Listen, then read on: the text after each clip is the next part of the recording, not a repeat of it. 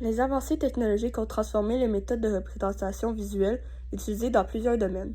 Parmi ces innovations, les hologrammes se distinguent par leur capacité à créer des images en 3 dimensions. Les hologrammes sont des images en 3 dimensions créées à l'aide de lumière. Contrairement aux photos et aux vidéos ordinaires, ils permettent d'observer un objet ou une personne sous différents angles, comme s'ils étaient réellement présents. Cette technologie fonctionne grâce à l'utilisation de lasers qui enregistrent et reproduisent la lumière réfléchie par un objet.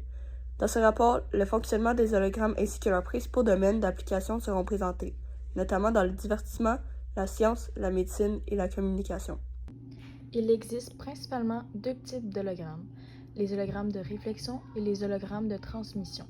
Les hologrammes de réflexion, aussi appelés Denys-York du nom de leur inventeur, sont visibles à la lumière blanche. Comme celle d'une lampe, ils sont souvent utilisés pour reproduire des objets de musée ou des portraits, car ils sont très réalistes. Pour les créer, on utilise un laser dont la lumière est séparée en deux parties, une qui éclaire l'objet et une appelée vaisseau de référence. Les deux lumières se rencontrent sur un film et forment une figure spéciale qui contient toutes les informations de l'objet. C'est ce qui permet de voir l'objet en 3 dimensions. On les voit surtout grâce à la lumière qui se reflète sur la surface de l'hologramme. Les hologrammes de transmission, eux, fonctionnent différemment.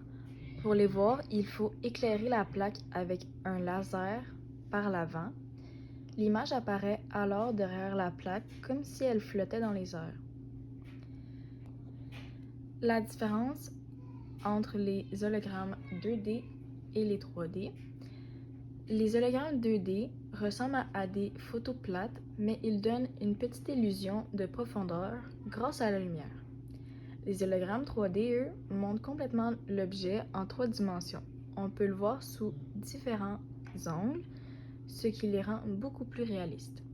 Quel est le rôle de la photonique en holographie? La photonique, la science de la génération, de la manipulation et de la détection de la lumière, joue un rôle essentiel en holographie. Les lasers, un composant clé de l'holographie, émergent de la photonique. Les systèmes photoniques guident la façon dont la lumière est diffusée, interférée et reconstruite en hologramme. Pour réaliser un hologramme, il n'est pas nécessaire d'être un expert en technologie.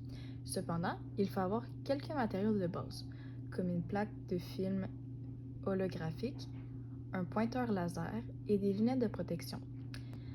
Ensuite, le pointeur laser doit être bien immobilisé et orienté directement vers l'objet afin de l'éclairer le plus possible.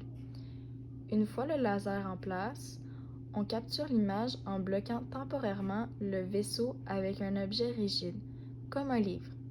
La plaque de film holographique est alors placée contre cet objet.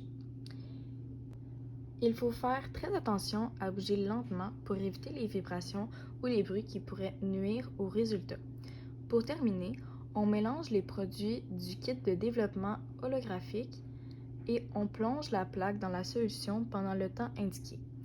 Après le séchage, il suffit d'exposer la plaque à la lumière pour observer l'hologramme.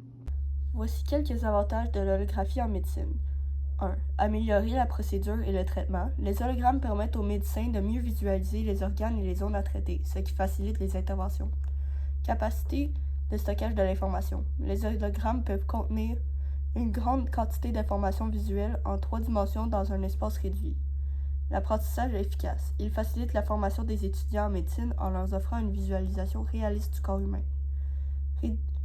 Réduire les coûts des processus. Une meilleure planification des interventions permet d'éviter certaines erreurs et les examens inutiles.